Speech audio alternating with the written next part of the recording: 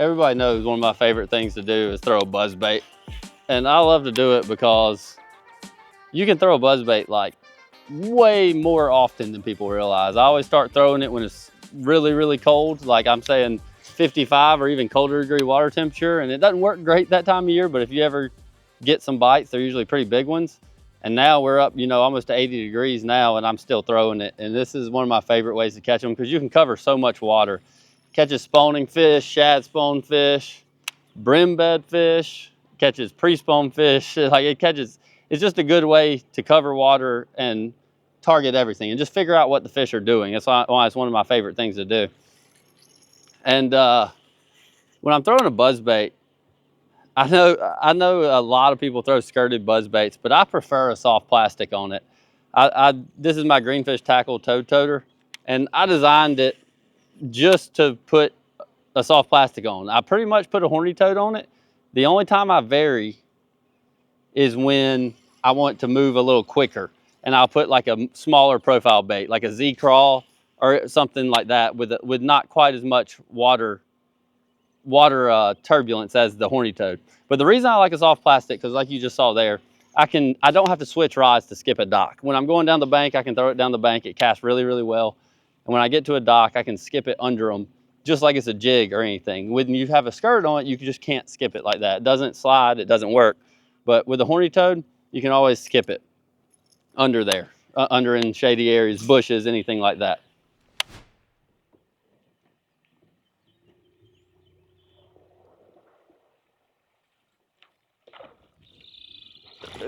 Right on the end of the pole.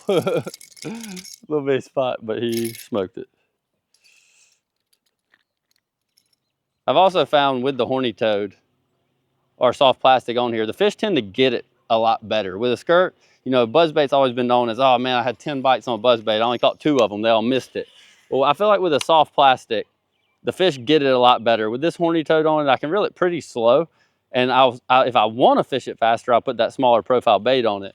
But I reel it pretty slow, so when the fish bite it, they generally get it.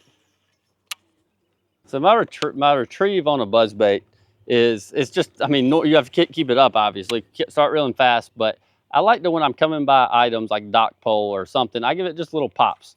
Just give it a little twitch, and a lot of times your bites will come shortly after you do one of those little twitches when you come by like a likely target. It's just to kind of trigger some of those fish, just like you would flutter the blades with a spinnerbait. Well, I just do the same thing with the buzzbait.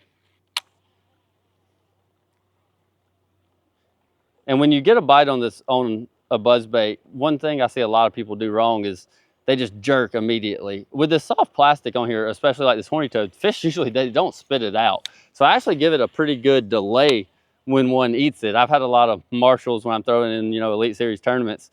They think I didn't realize I had a bite because I actually let the fish swim down with it and make sure they have it. Maybe not quite to the extent of like a floating worm or something like that, but I actually make sure the fish have it, not that they just blew up on it.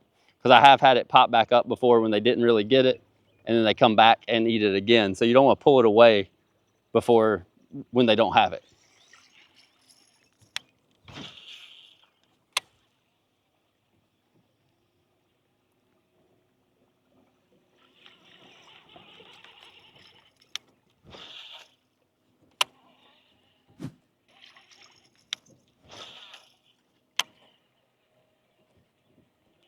The buzzbait is not the most graceful skipping bait if it lands funny, but just the ability to get a different presentation the fish are used to seeing under docks makes a big difference sometime. And even though it doesn't slide maybe quite as smooth as a jig, you can still get bites under shady areas on it. So when I'm throwing a buzzbait, I've played with a lot of different lines and, you know, setups over the years, but I've kind of narrowed it down to, I use 50-pound Yozuri Super Braid. It might be a little bit easier to fish and hook fish on like a 20-pound monofilament, but the problem is when I'm throwing a buzzbait, I generally make a lot of casts throughout the day. I cover a lot of water. That's the whole purpose of a buzzbait, is covering a lot of water. And when you throw this buzzbait, when you watch it through the air, it actually spins, especially this horny toad, every time. So when you're talking mono, by the end of a half a day of fishing, your line's so twisty that it's just hard to be effective. So with the braided line, the twist doesn't really make a difference. I still re-spool every couple trips, but it doesn't make as much of a difference as it would with mono, where it gets really twisty, wraps around the end of your rod, and just makes a nightmare to fish with. So braid has been my go-to, but you have to soften up your rod when you're using braid, because if you use too stiff of a rod, you'll pull it away from them. So I use a 7-1 heavy, my buzz burner from Arc Rods, but it has more of a tip to it. So really just any rod with a good bit of tip, kind of like what your normal spinnerbait rod would be my buzzbait rod when I'm using braided line specifically.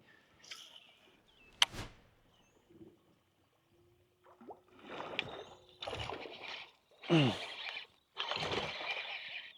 just sucked it under. Came off of there.